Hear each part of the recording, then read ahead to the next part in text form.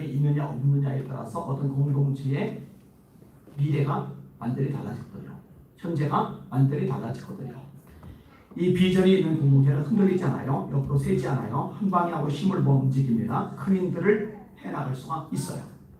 다윗을 중심으로 형성된 공동체, 이게 이제 비전 공동체죠. 다른 사실 볼 게 없어요. 비전으로 똘똘 뭉치게 되는 공동체. 그래서 이 가능성이 있는 겁니다. 이 비전 공동체가 되기 위해서는요, 몇 가지 조건들이 필요한데, 첫째로 뭐니뭐니로 비전을 가진 지도자가 필요하다는 겁니다. 기본적으로 비전은 하나님이 주시는 거예요. 야망과 비전은 달라요. 야망은 출발점이 나예요.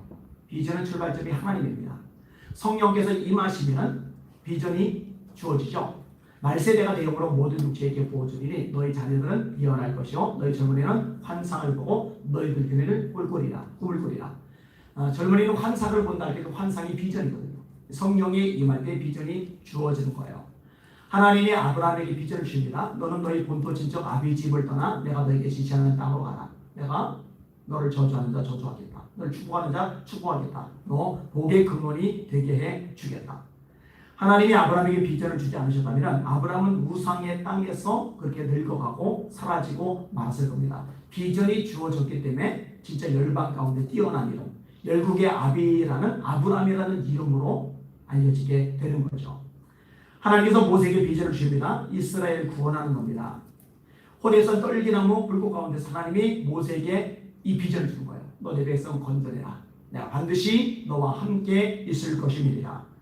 하나님께서 모세에게 비전을 주지 않으셨다면 모세는 평생 동안 하루 종일 양떼하고 지내면서 그렇게 늙어가고 그렇게 세상을 떠났을 겁니다. 그런데 비전 덕분에 전혀 다른 삶을 살게 되었죠. 다윗도 마찬가지예요. 하나님이 비전을 주신 거예요. 위대한 다윗 왕조를 세우겠다고 말씀을 하시는 거죠. 자, 이렇게 비전을 가진 사람들의 특징이 있는데요. 이 비전을 받은 사람들은 비전을 주신 하나님께 자기의 뜻을 맞춘다는 특징이 있습니다. 여러분, 사람은요 기본적으로 자기중심적입니다. 굉장히 이기적이고 계산적입니다. 말한 대로 판단해요. 그리고 결정을 합니다. 근데 비전을 제대로 받은 사람들은요 이런 방향성이 달라지기 시작을 해요. 내 뜻이 아니라, 사람 뜻이 아니라, 주변 환경이 아니라 하나님에게 초점을 맞추기 시작한다는 겁니다. 다윗이 도망을 다니고 있어요. 그런데 블레셋 사람들이 그일락을 쳐들어갔어요. 하나님께서 그일락을 블레셋 사람의 손에서 건져내시라고 하세요. 그래서 다윗이 건져내겠다고 그랬더니 부하들이 결사적으로 반대를 합니다. 우리가 사울 왕도 두려운데 사울 왕이 두려워하는 블레셋 사람과 어떻게 싸우냐. 전반적인 여론이 그런 거예요. 만약에 그들이 돌리면 다윗은 세력이 하나도 없게 돼요. 그나마 자기 믿고 따라주는 그 사람들이 등 돌려버리면 정말 외톨박이가 되는 거예요. 그러네요. 다윗은 그 무리들에게 초점을 맞추지 않고 하나님의 말씀과 명령에 초점과 관점을 맞춰요. 이게 다윗의 위대함이죠. 여러분, 시글락이 불가불이요. 그 부하들을 데리고서 아말렉을 쫓아갑니다. 600명 정도의 부하였는데 그 중에 400명 정도는 힘이 있고 200명 정도는 체력적인 한계가 있어서 못 따라가요. 근데 이 400명만 거느리고 가서 아말렉을 쳐요. 처자식을 찾아와요. 그리고 아말렉이 여기저기서 가져왔던 노력했던 엄청난 보화들을 가져갑니다. 돈에 눈이 머는 거예요. 너무나 가질 게 많으니까 따라가던 사람들 중에 저 200명은 우리 따라가지도 않고 우리랑 같이 싸우지도 않았으니까 저들은 처자식만 돌려주고 보냅시다. 그러면 200명분 400명이 더 차지할 수가 있잖아요. 그럼 돈이 많으니까. 근데 다윗이요 그런 식의 여론에 휘둘리는 적이 없어요. 그건 하나님이 기뻐하시는 뜻이 아니거든요. 싸우러 갔던 자의 몫이나 싸우러 가지 않았던 자의 몫이나 강한 자의 몫이나 연약한 자의 몫이나 동일하게 대해주는 것, 이것이 다윗이 세운 나라의 원리 원칙이 돼요. 이게 진짜 공정이죠. 이게 진짜 정의죠. 여러분, 이 비전의 사람은요 이런 식으로 초점을 사람에게 맞추지 않는 거예요. 하나님께 맞추는 거예요. 이게 사울과의 차이점입니다. 자, 사울이 선지자 사무엘의 명령에 따라 아말렉을 쳐요.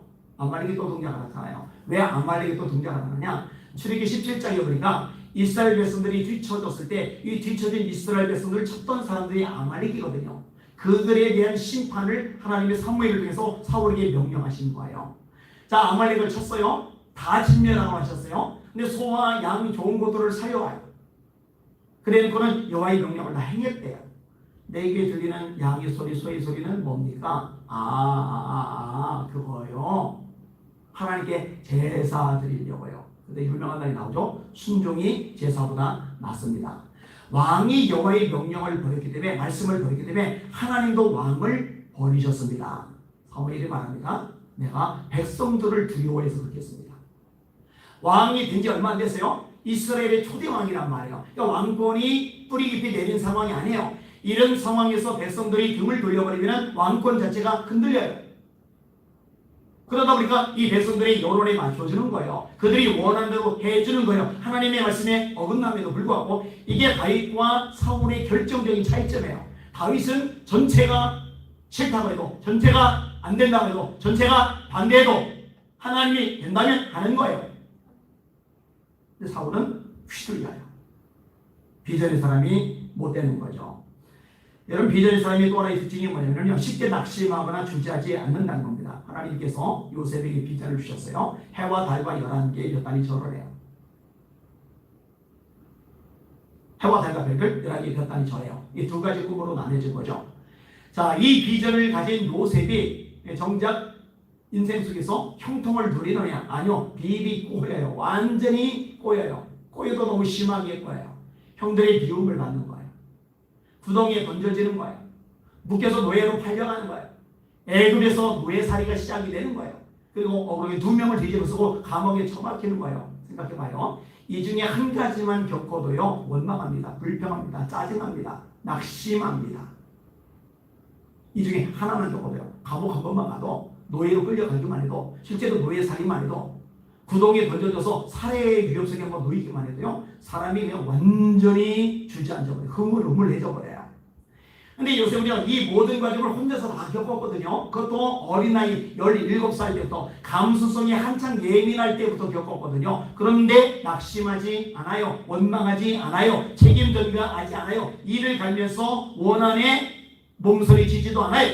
오히려 자기를 팔아먹어서 생고생을 하겠다는 형들을 만났을 때 그들에게 은혜를 베풀어요. 형님들, 나를 애굽에 팔았으므로 한탄하지 마소서, 근심하지 마소서. 하나님께서 우리 가족의 생명을 구원하시려고 나를 먼저 애굽에 보내신 겁니다. 형님들이 나를 팔아먹어 내가 비참하게 애굽에 굴러떨어지는 게 아니라 하나님이 나를 먼저 보내신 겁니다. 하나님이 나를 파송해 주신 겁니다. 어쩌다 우연히 재수 옮겨서 생고생하는 게 아니라 이 모든 과정들조차도 하나님의 손에 있습니다. 그분의 손에서 벗어나는 인생은 없습니다. 이게 명확한 거예요.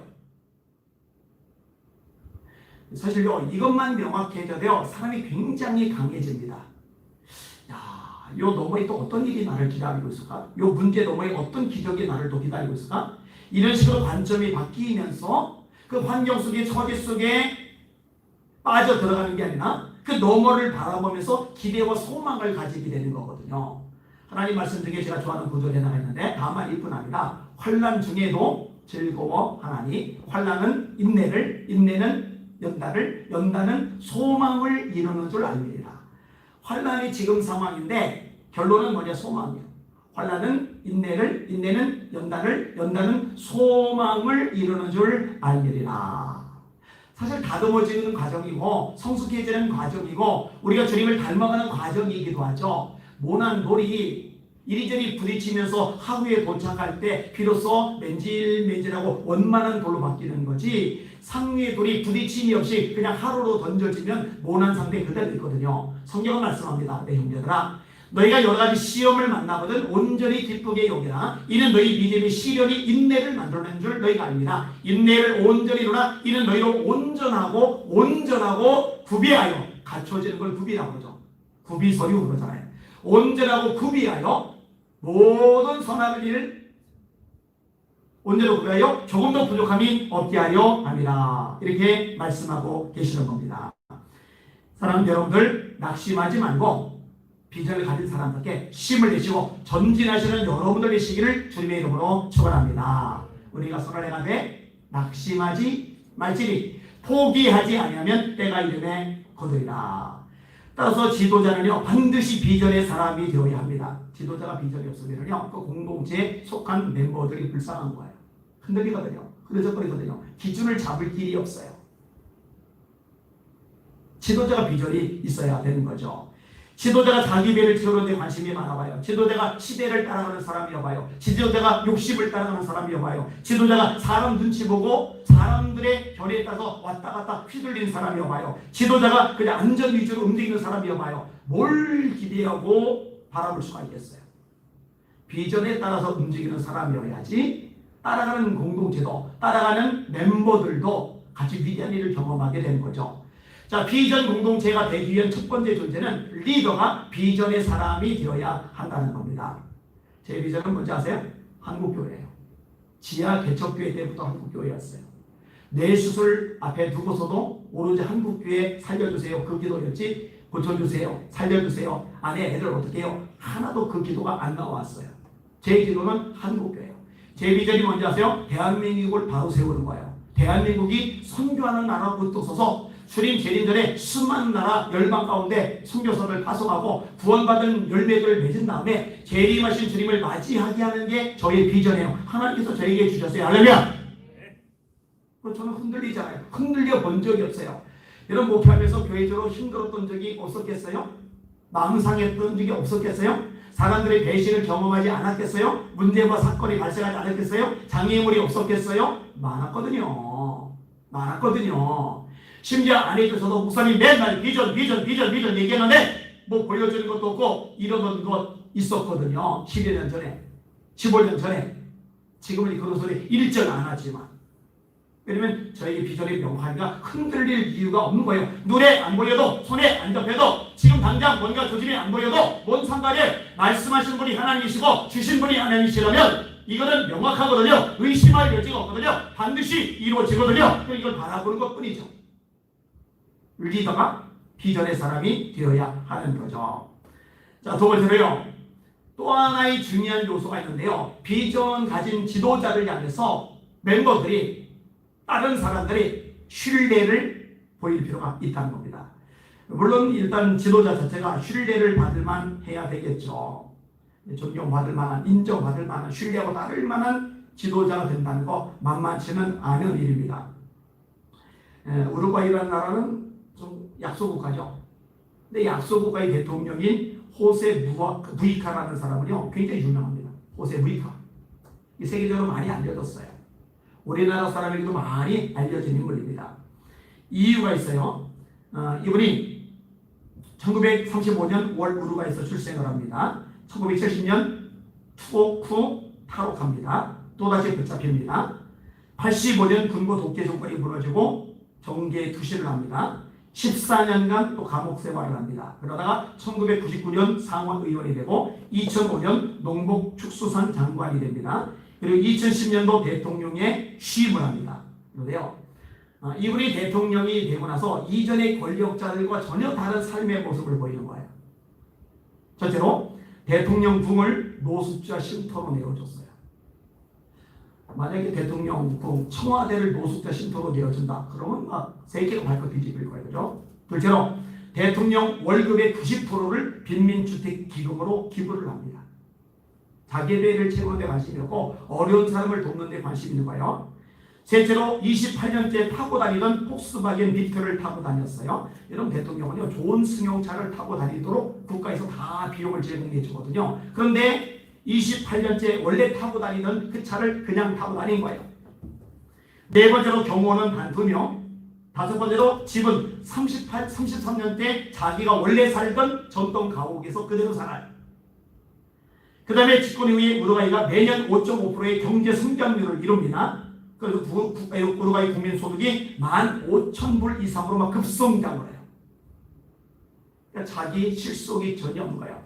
자기 측근들 막 여기저기 막 낙하산으로 막 태워버리죠. 정권 바뀌면요 공기업 사장들이 주다 바뀌어버리는 거예요. 다 자기 따르고 자기 세력이고 자기의 도움 줬던 사람들 고운 은사를 치러요. 근데 이런 걸 안 하는 거예요. 그러니까 리더가 될 만하죠. 인정을 받을 만하죠. 여러분 사무엘 같은 인물 절대 권력을 가지죠. 군사 통솔권이 있었고 제사장이었고 선지자였습니다. 뉴턴경이 그런 말을 했죠. 권력은 부패한다. 절대 권력은 절대로 부패한다. 보세요. 지금도 보세요. 권력자들 얼마나 부패합니까? 썩어 빠졌어요. 진짜 썩어 빠졌어요. 근데 사무엘은요, 그렇게 막강한 권력, 지금의 대통령이나 수상 따위하고는 비교가 되지 않은 절대 권력을 누렸음에도 불구하고요, 욕심 챙긴 게 하나도 없어요. 백성들에게 이렇게 말을 합니다. 내가 영이 있나니 여호와께 그 기름 부음을 받은 자 앞에서 내게 대하여 질문하라. 내가 네 소를 취하였느냐? 겨우 소 한 마리. 근데 소 한 마리도 취한 적이 없는 거예요. 네 나귀를 취하였느냐? 누구를 속였느냐? 누구를 압제하였느냐? 내 눈을 흐리게 하는 뇌물을 네 손에서 취하였느냐? 그리하였으면 내가 그것을 너에게 갚으리라. 백성들이 말합니다. 당신이 우리를 속이지 아니하였고 압제하지 아니하였고 네 손에서 아무것도 취한 것이 없나이다. 대단하죠? 이 정도의 리더,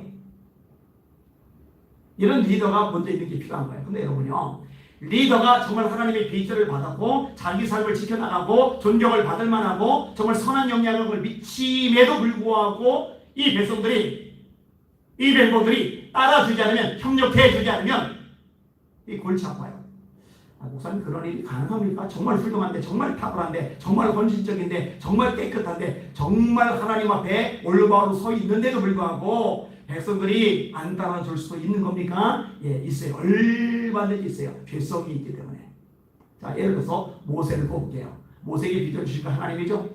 백성을 출애굽시키는 것, 광야를 지나서 가나안 땅에 들어가게 하는 것. 그래서 10가지 재앙을 행하게 하셨고, 홍해를 갈라버리게 하셨고, 반석에서 물을 내게 하셨고, 만나를 내리셨고, 메추리로 가기로 먹이셨고. 이렇게 헌신적인 사람이 어디 있어요? 성경은 말합니다. 모세는 장성하여 바로의 공주의 아들이라 칭함받기를 거절하고 하나님의 백성과 함께 고난받기를 잠시 죄악의 낙을 누리는 것보다도 기뻐하고 그리스도를 위하여 받는 능력을 애굽의 모든 보화보다 더 큰 재물로 여겼으니 이는 상주심을 바라봅니다. 엄청난 부귀영화 누릴 수 있어요. 애굽의 바로의 아들로 평생 똥덩어리며 살 수 있어요. 근데 싹 포기하고 광야길을 지나가는 거예요. 주님을 위해서 고난당하는 게 죄악의 낙을 드리기보다 훨씬 좋은 거예요. 이렇게 헌신적인데, 이렇게 깨끗한데, 이렇게 열정적인데, 이렇게 백성을 사랑하는데 백성들은 툭하면 우리 모세 갈아치우자, 장관을 따로 세우자, 애굽으로 돌아가자, 돌멩이 들고 쳐준다고 달려들고 도대체가 한두 번이 아니에요. 결국 그들은요, 가나안 땅에 못 돌아가요. 여호수아 갈렙에 전부 다 광야에서 죽고 말아요. 비전은요, 따라주는 사람이 있어야 됩니다. 제가 그 설교를 한 지가 한 2, 3년 된 것 같아요. 제가 그런 얘기를 했어요. 좀 부담되는 설교이기 때문에 기도 준비하고서 메시지를 전했어요. 하나님께서 이 안희한 목사를 통해서 여러분에게 비전이 계속적으로 반복적으로 선포가 되었습니다. 하나님이 기도 중에 저에게 감동하셨습니다. 이제는 충분히 네 입을 통해서 선포가 되었다. 이제 이 비전을 공유하는 사람들, 그들을 남겨놓을 것이고 그렇지 않은 사람들은 뺄 거다. 그리고 네 비전을 따르고 공유할 수 있는 사람들을 새롭게 보내줄 거다. 그게 2년, 3년 됐죠? 아마 들은 사람들 기억이 날 겁니다. 그리고 하나님께서 이제 그런 때가 됐다고 판단하신 게 아닐까, 그런 생각을 제가 지금 어설핏 하고 있어요. 여러분 봐요. 지도자가 비전을 가진 거 너무 중요해요. 이게 굉장히 중요한 키예요. 그런데 따르는 사람들이 비전을 공유하지 않으면 안 되는 거예요. 다른 사람들 비전을 공유하고 함께 한 마음이 되어 다름질하고 움직이는 과정이 필요한 겁니다. 할렐루야. 그렇게 되시기를 주님의 이름으로 축원합니다. 그렇게 되셔야 합니다. 자, 세 번째로, 자, 지도자가 하나님의 비전을 받았어요. 그 다음에 따르는 사람들이, 백성들이 이 비전을 공유하면서 함께 다름질을 해요. 그런데요, 지도자든 비전을 같이 공유한 바로든 이 모든 사람들에게 공통적으로 필요한 과정이 하나가 있는데 그게 소위 인내라는 과정입니다. 다시요, 인내라는 과정이 반드시 필요합니다. 여러분, 비전이 주어졌을 때 그게 금방 됩니까? 성경 읽을 보세요. 아브라함 금방 됩니까? 요셉이 금방 됩니까? 다윗이 금방 됩니까? 제가 절 봐도요, 그냥 막 되는 게 아니에요. 그냥 막 되는 게 절대로 아닙니다. 오늘 본문의 상황도 그래요. 하나님이 사무엘을 통해 분명히 이스라엘의 왕이 될 것이라고 비전을 주셨는데 상황을 보면은요 정말 엉망진창입니다. 일단 다윗의 처지가 어떤 처지입니까? 절대 권력자 사울 왕의 눈밖에 나서 목이 왔다 갔다 하는 상황입니다. 정상적인 사회생활이 불가능합니다. 그러니까 아들랑 동굴 속으로 피신하는 거예요. 그다음에 이 본문 다음 부분에 보면은 부모님을 모압 땅으로 망명 보냅니다. 근데 다윗 스스로도 블레셋 땅으로 원수의 땅으로 망명을 갑니다. 이게 다윗의 처제. 미래가 없어 보여요. 누가 봐도 끝장난 것 같아요. 절대 권력자 눈밖에 났으니 이제 살 길도 없는 그에게 뭘 기대할 수가 있겠어요? 이게 다윗이 처한 처지였어요. 자, 그게 나가네요. 다윗이 아둘람 동굴 속에 가 있는데 거기에 모여든 사람들이 세 종류입니다. 환난당한 자, 빚진 자, 마음이 원통한 자. 환난당한 자, 빚진 자, 마음이 원통한 자. 환난은 누가 당합니까? 약자들이 당하죠. 권력자들은 환난 당할 일이 없어요. 부자들은 환난 당할 일이 없어요. 가난하고 못 배우고 못 가진 사람들이 환난을 당하는 거죠. 빚진 자도 마찬가지죠. 빚을 져도 그냥 정도껏 져야지 너무 심하게 지니까 정상적으로 도시 생활이 사회생활이 불가능해요. 주행량을 차야 돼요. 도주를 해야 돼요. 야반 도주. 그러다가 다리 주변에 꾸역꾸역 모여드는 거예요. 그 다음에 마음이 원통한 자, 억울해 죽겠는 거예요. 미치겠는 거예요. 이가 갈리는 거예요. 그런데 해결할 능력이 없어요. 수습할 방법이 없어요. 오히려 더 해코지를 당할 만한 처지에 그래서 도망을 가고 다윗 주변에 꾸역꾸역 모여드는 거예요. 이렇게 환난 당한 자, 빚진 자, 마음이 원통한 자들이 400명. 아니, 이 공동체를 통해서 하나님이 좀 비전을 이루시려면 부자를 보내주셔야지, 권력자를 좀 보내주셔야지, 인맥이 두터운 사람을 보내주셔야지, 재능이 좀 있는 사람을 보내주셔야지, 뭔가 좀 그럴듯하니 폼나는 사람을 보내주셔야지. 왜 이렇게 거지 같은 인간들이 모였을까? 깝깝하죠? 진짜 깝깝해요. 그게 나가네요. 환경 자체가 형편없죠. 아들람 동굴, 거대한 천연 동굴. 바닥이 판판하긴 합니까? 뾰족뾰족하죠. 동굴이니까. 그러니 잘 때 얼마나 몸이 맞추겠어요. 동굴은 습기가 많죠. 해에 얼마나 부담이 많이 되겠어요. 수돗물이 나옵니까? 화장실 있습니까? 음식은 뭘로 해먹어요? 취사 도구가 있어요? 그릇 같은 것도 일절 준비되어 있지 않죠. 아플 때는 어떻게 해요? 서울역 노숙자만도 못한 비참한 처진 거예요. 아니, 비전은 그럴듯한데 폼이 났는데 대단한데 정말 멋들어지는데 왜 현실은 밑바닥이냐고요. 다윗은 왕 때문에 목숨이 왔다 갔다 하고 따르는 인간들은 환난당한 자, 빚진 자, 마음이 원통한 자고 지금 환경 처지는 노숙자만도 못한 처지고 이게 뭐냐는 거죠. 근데 여러분 결국 다윗과 이 따르는 백성들이 위대한 다윗 왕국을 세웁니다. 다윗의 비전이 이루어지고요. 이 별거리 없던 이 밑바닥이던 이 거지 같은 인생들이 다윗 왕국의 초속들이 돼요. 기초속들이 된단 말이에요. 그리고 그 과정에 인내의 과정이 있는 거죠. 여러분 주저앉지 말고 인내할 줄 아는 하나님의 사람들 되시기를 주님의 이름으로 축원합니다. 뭔가 크고 놀랍고 귀한 일을 이룬 사람들 중에 환난, 고난, 시련, 실패, 배신, 또 인간적인 갈등 이런저런 문제와 사건 속에 굴러 떨어져 보지 않은 사람이 세상에 어디 있겠어요? 있어요. 있는데 인내로 뚫고 나갔다는 차이점이 있는 거죠. 여러분에게 그 인내가 넘쳐나시기를 주의 이름으로 축원합니다. 여러분 교회 저런 볼 때 어찌 보면 참 암담해요. 그죠?